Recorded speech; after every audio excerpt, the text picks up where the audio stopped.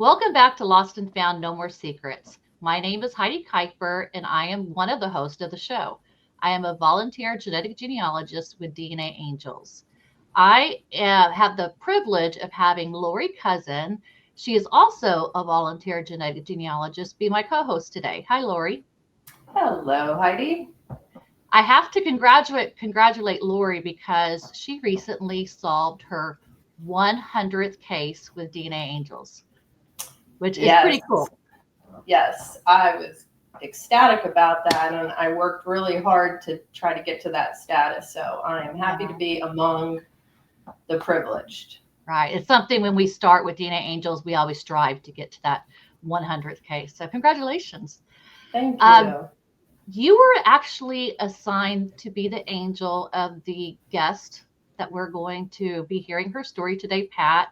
Is there anything, I know it's probably been a while since you worked her case, but is there anything about her case that sticks out to you that you remember was a challenge, or do you remember anything about working the case? Well, I actually do. In this case, which I don't want to give anything away right now, but Right.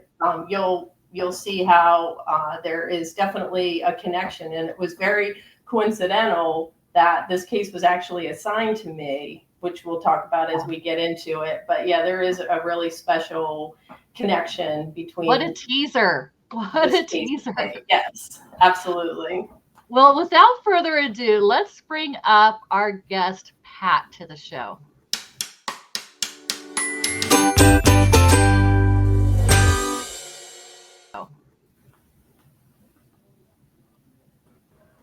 Hi, Hi, Pat. Nice to meet you. it's good to see you. I bet it's great to see Lorie since she worked your case and be able to put a face and actually get to talk to her. Absolutely, yes. Well, Yes, when go we ahead. work in case, we don't see each other, so this was Right. our first time getting to meet. It's all done behind the scenes chatting over Facebook Messenger. So Mhm, this is always cool. mhm. Where I like to start, Pat, is tell us a little bit about your family structure and what it was like growing up for you. I think I grew up in a reasonably normal home. I was raised by, and I'm going to call the man I thought of as my father my whole life. I'm going to call him Chuck, and the other gentleman, Lewis, because I can keep them kind of Okay. straight that way. Makes perfect sense. I grew up in Chuck's parents' home, my grandparents' home. There was never any question. There was never anything that would ever make me suspect that this was not my home. You know, we tease about my dad having this Hafner nose, and we'd have this and that. And my aunt, I lived with my aunt for a while. My cousins were around. We all lived in pretty much the same neighborhood when I was younger. Uh, my earliest memories were of family gatherings. Uh, the reason that I grew up in my grandparents' home is that my mother had passed away when I was 9 days old. I Oh, was cesarean, and there were complications with blood clots. And before she was ever able to leave the hospital, she had passed away suddenly. so sorry. And at that time, on that date when I was born and my mother had passed, Chuck was still in the Army, and he was on a ship somewhere in the Pacific, and he was on his way to Japan. And it was early August 1945. So that ship turned around, came home. He came back, he learned about her death, and he stepped right up, and he was my dad. He was daddy all of my life. When I took the DNA test, I never once suspected that that was what I was going to learn. What prompted you to take the DNA test? Well, my mother's mother uh, grew up in an orphanage in London, Ontario, Mm. and she had been dropped off when she was about 2 years old, and her mother never came back. And I always wondered if there were relatives, other people that, if Mhm. she had other children. And so I thought maybe I would find something about her. I knew the orphanage that she grew up in. I was able to research that a long time ago. But I just decided I needed to know more. And I had a collection of my mother's letters home to her parents while she was living at the various Army bases in the States. And I just thought I'd like to put together some sort of a historical book, particularly for my grandchildren. Right. And so I think that everything was pretty normal. I married very young, and I left home by the time I was 17. Not because I was unhappy, but because in the early 60s, that wasn't uncommon. It was just time to get out and, I guess, move. But no, I never suspected, and I never felt anything from either set of grandparents. My mother's parents were pretty close to me also. And in reflection, I think that my grandmother may have suspected something. She may have said something to her own mother. She lived with her mother and father while my father was shipped to Europe while she was pregnant with me. And so perhaps she might have known something, but had never shared it. The only time that I can remember anything ever being said to me was, I probably had little kids at the time, and I was at Chuck's parents' house, and I was fixing my grandmother's hair. And for some reason, we just got into it. And when we did, she said something, well, he isn't your father anyhow. And I was like, excuse me. And I thought it was just some sort of a dig. And he had passed away while I was pregnant with my second child. I can't remember if it was prior or after. I don't even remember what we were fussing about. She never said another word, and it never came up in conversation. I just thought she was being a grumpy old lady. Fascinating. That she was mad at me and couldn't think of anything else to say nasty. But I mean, we both got over it. Everything was fine, and it never was brought up again. Did Chuck ever remarry? Did you have a stepmother in the picture? I did. I had a stepmother from the time I was 4 until I was 11, and then they divorced. Okay. And then he and I went back to live with his parents. And that was the only time that he was ever with anybody else, a partner that was in the home. Sounds like your grandparents played a very pivotal part of your life. Very much so. Interesting. So you get your DNA results back, and you're probably wondering, I see mom's ancestors on here or matches. Where's my father's? Where's Chuck's side? Where is Chuck's side? Absolutely. And so I actually took the second test with another company. First one was with Ancestry. The second one, my family tree. I think that was it. Anyway, nobody was on there either. And it came out again. It came out again like this. I'm going to hold this up. Okay. Do you see how close those two sides are? Mm-hmm. Very close in ethnicity comparisons. Very close. Laura, you know this. I originally thought it could have been a family member. That when he was shipped to Europe, she thought she was already pregnant, or she became pregnant soon after returning home. And it could have been a family member because of the very close family history, the DNA history. And I actually put things away for quite a while because I was very troubled by that particular fact that this could have been a male family member. And I even searched through cousins, tried to find something more about an uncle that I suspected might have been involved. and I couldn't really find too much. He had passed, and his children, they were not real close with him. He was something of a ne'er-do-well and had been out of their lives since they were very young. Mm-hmm. And so I just quietly put it all away. I put her letters away. I had a box of letters. I had different things and I just kind of packed them all away until I had started watching your program, DNA Angels. And it probably weighed on me more than I had thought it did. And last Christmas, I just decided to contact you. And then I met Lorie. I'm so glad you did. So you get assigned to Lorie. Lorie, you pick up from here. Tell me what it was like working her case. Yeah, well, it was interesting. The first thing that I made known to Pat was that her mother was not related to her father, which I think was a huge relief. Huge. And, yeah. And why don't you tell the viewers Lorie, how you were able to figure that out? Because I don't think a lot of people know about that tool. Yeah, so when we get the DNA, it comes separated into paternal and maternal.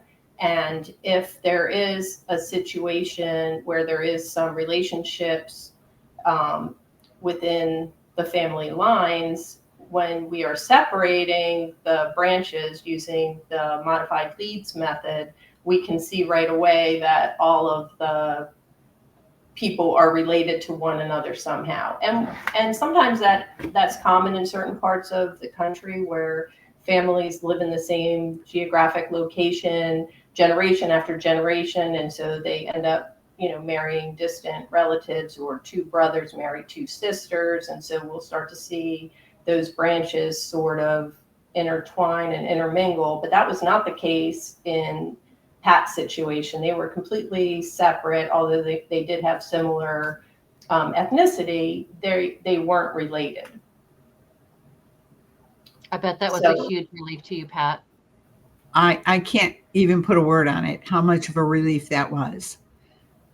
You hear bad stories about people, that their parents were too closely related. And both of my children have autoimmune diseases. And I'm thinking, oh my gosh. But it wasn't. So it was a huge relief to know that was not the case. So Lorie, was it a difficult case how were your paternal matches? Was it hard to be able to find your Merkas and grandparents? And do you remember that part? Yeah, so everything came together very nicely. I was able to network one branch coming together at a great grandparent couple. And then I was able to take the other branch and network those matches together and came up with a separate Merka, most recent common ancestor. And so once we've established that, we look to see where those branches come together.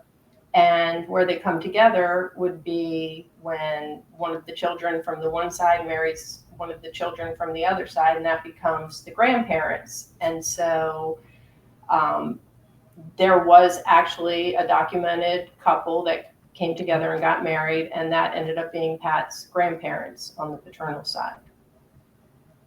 Right. So Pat, how did you was it down to only one son, or was there brothers? Were you able to isolate who the birth father was?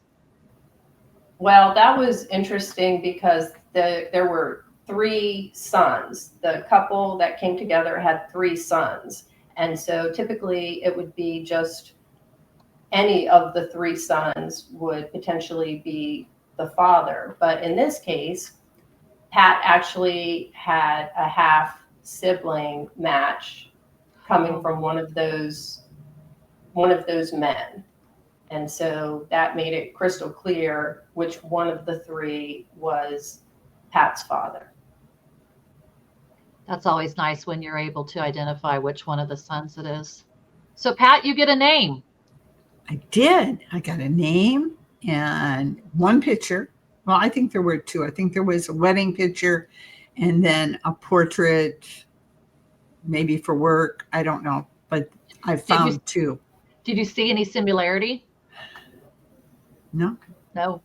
And no. did we decide we're going to call him Lewis? Lewis. Lewis. Okay. Yes. So no similarity between the two of you. I can't find, I don't see it. And I've asked a couple of other people, and no. Well, he's handsome. Very much so. Guy. Huh. It's hard to be able to tell here. Maybe hair color. I'm not checked, like ears, things Right. like that. Well, you also didn't have the luxury of being able to see what your mother looked like as an adult. You know, Well, as I she got have older. my mother's pictures, and I Right. have several pictures when she was expecting me, right up until the time she passed away. And I think that I resemble her, and I think in height and body size and things like that, we're very similar. And I did know her sister. The uncle that I was worried about had already passed away, but I did know her sister and cousins on that side of the family. And I think that's kind of where I lean as far as any connection in appearance. Got you.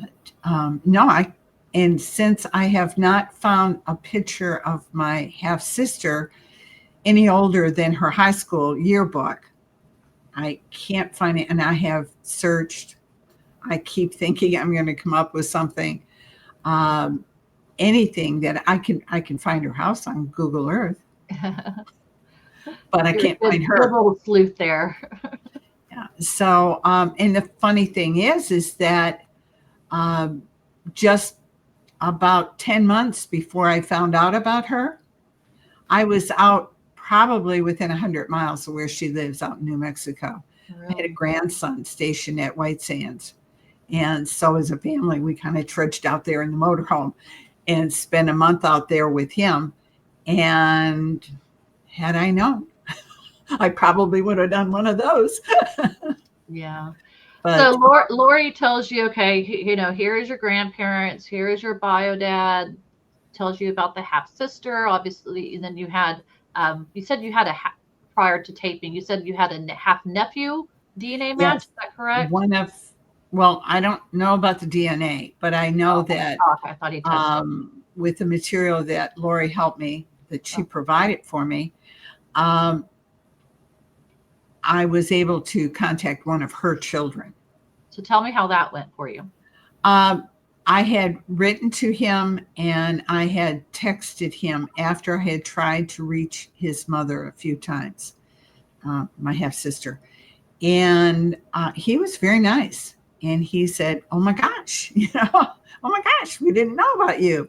And because I'm 8 years older than her, 7.5, 8 years older than her. And he said, "I will talk to her again. I would love for her to, call you." Nothing. And she wanted me to stop trying. So I did. I have located the name of another cousin, one of her uncle's children, I think. And because she didn't have any other, she had another half brother that passed away years ago. But there were no one else with her father, just her and I. And I did find a cousin, and I am toying with the idea of contacting him. He's in his late 60s. I don't know if he has a relationship with his cousin or not. I have no way of knowing. And I thought about it, and I thought, I'm just a little nervous about going forward with that. I don't know why she doesn't want, I mean, when I was born, he had not married her mother yet. I don't even know if he knew her mother at that time. But I know that she didn't come along till 8 years later. And her mother and father had been married, I think, 2 years when she was born. And when she was 2 years old, he died in a car accident. So she's never really known him as a even older child. I don't know what the reasoning is. I would like to know, but I don't know what the reason is that she isn't interested. Whether she Yeah. has problems.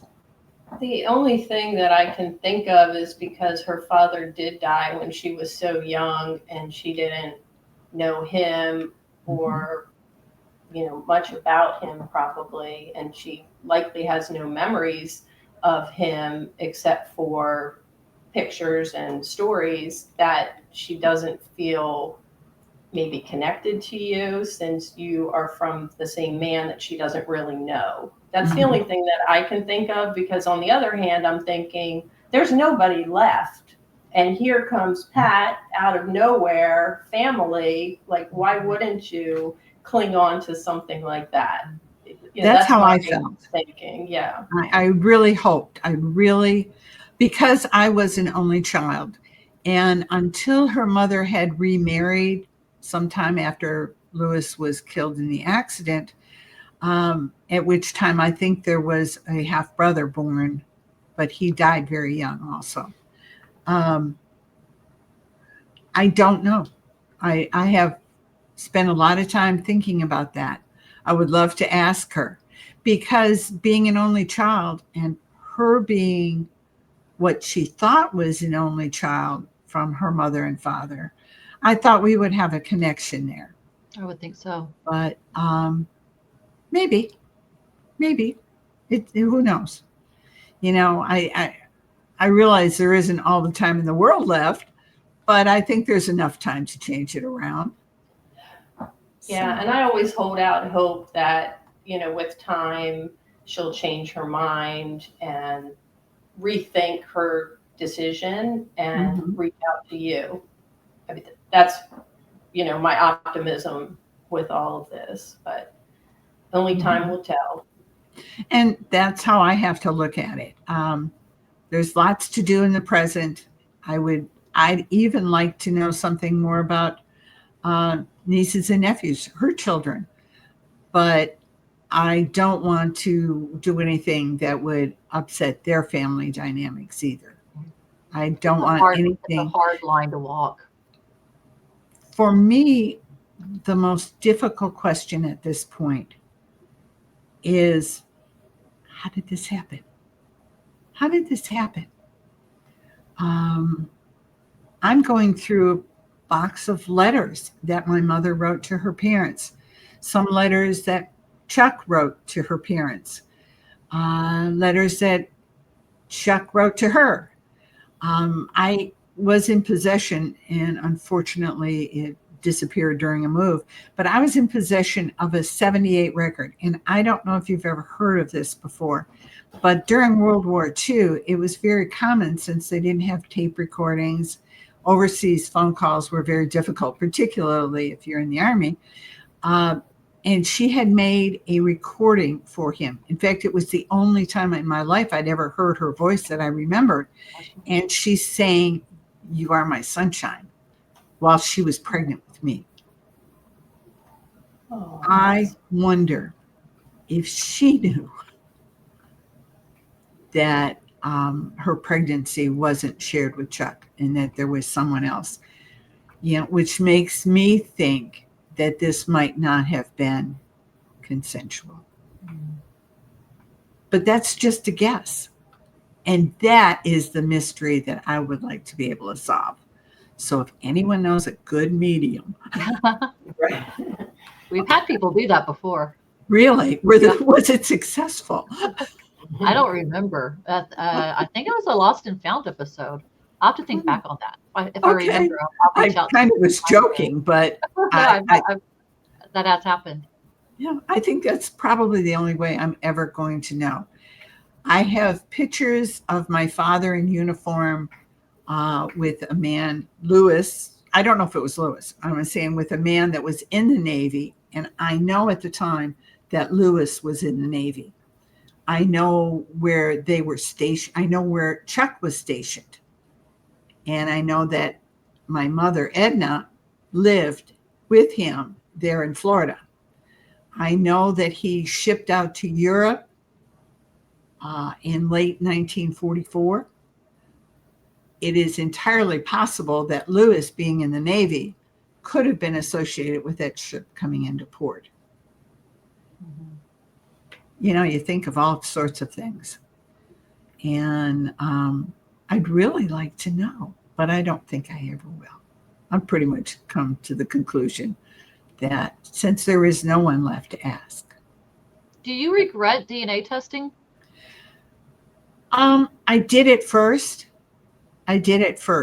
Because it completely made a left turn from what I had looked for, which would have been my maternal grandmother's perhaps siblings and family there that I was related to. I don't anymore. I mean, it's me. It's, you know, I'm here. I can't change what happened 80 years ago, 81 years ago. Mm-hmm. I can't change that. I'm very curious, but I can't change it. And I wish there was someone or some way. And I do have some research materials. I have connections that I haven't followed yet. And I can't tell you exactly why I haven't. I start to, and then I kind of draw back. But I can probably find out if he was on the ship or if he was, in fact, on the base, because this was not just an Army base.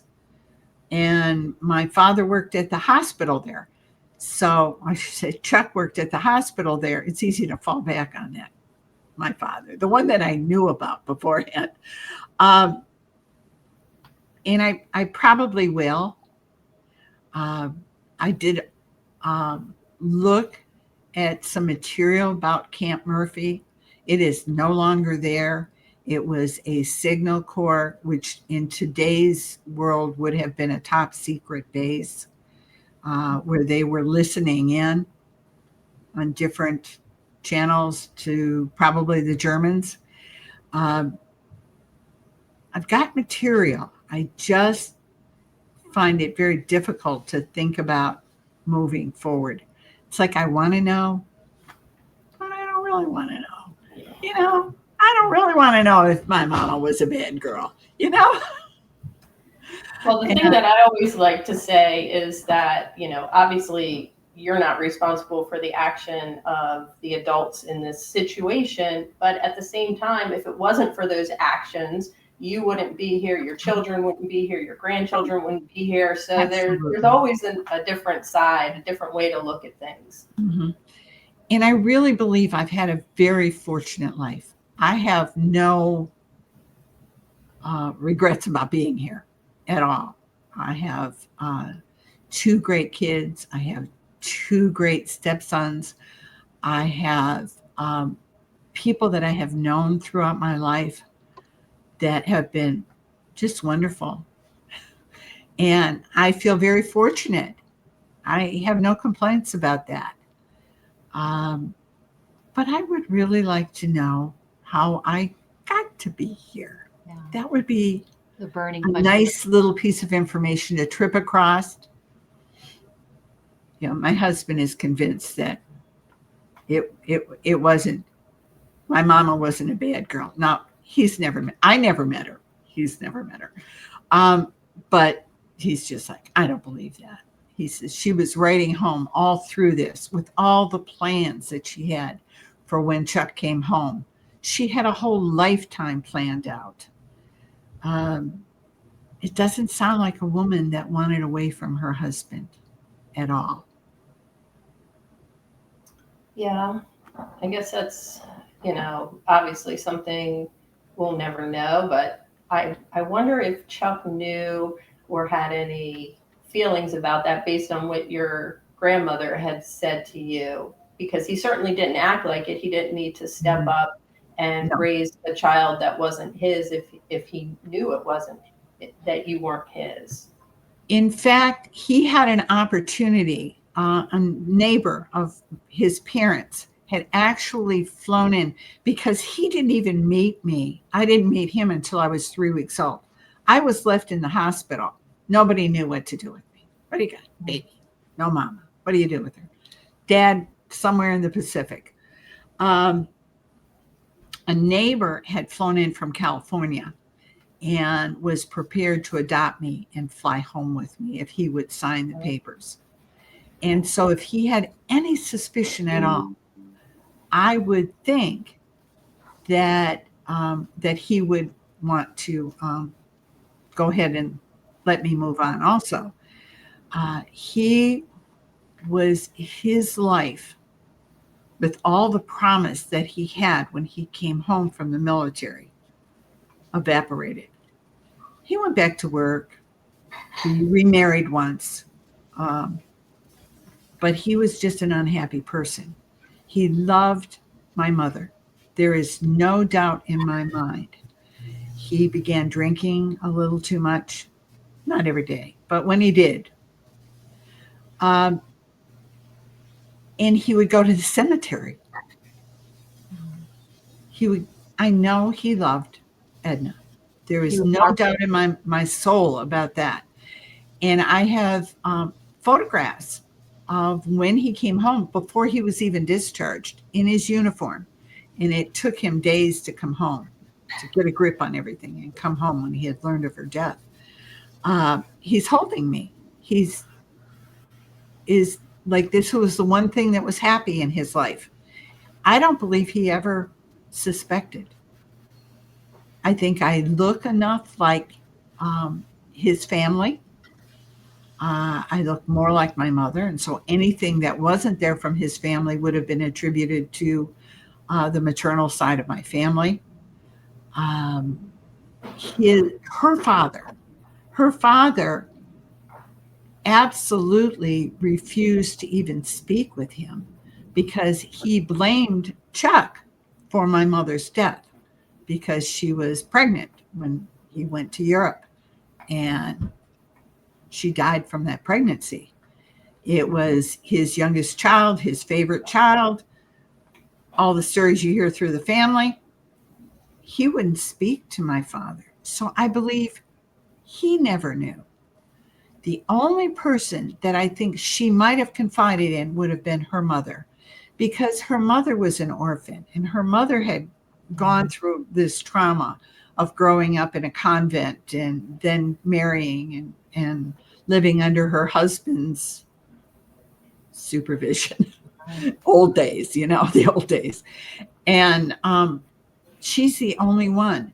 By the time I was old enough for her to have any discussion on that point with me, she was already moving into dementia and in a nursing home.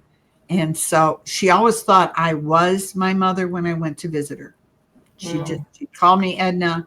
She talked to me like we had just gone out for coffee. And so, and I never had any reason to question her, ever. Right. So, Well, I'd like to think that your father never knew, because I think that you were, just like you just described, that you were the one positive thing in his life among all the misery and loss. And so I think it's probably a good thing that he never knew. Lorie, I wanted to ask you, you had said that you had a connection to the case. What connection is that? I'm not even sure if Pat's aware, if I mentioned it to her or not, but when she was talking about her father, her biological father, Lewis, and how he died in an accident, he was actually in a car with five people total, 4 coworkers and himself, and they were all FBI agents. And they were just coming from a hunting trip and coming home and got in a terrible car accident. And 3 of the men who were the FBI agents actually died in the crash, one being Lewis. And that really hit home for me because I'm a retired career FBI employee. And so, I just felt like a lot of kismet there, that this case was meant to be for me. And I actually did a lot of extra research to try to see if I could find any more information out about Lewis from places that I would know where to search. And that picture that we have of Lewis is actually his FBI portrait, his Wow. headshot. So if I would have gotten the case, I probably would have never have found it. I wouldn't have known where to look to get it.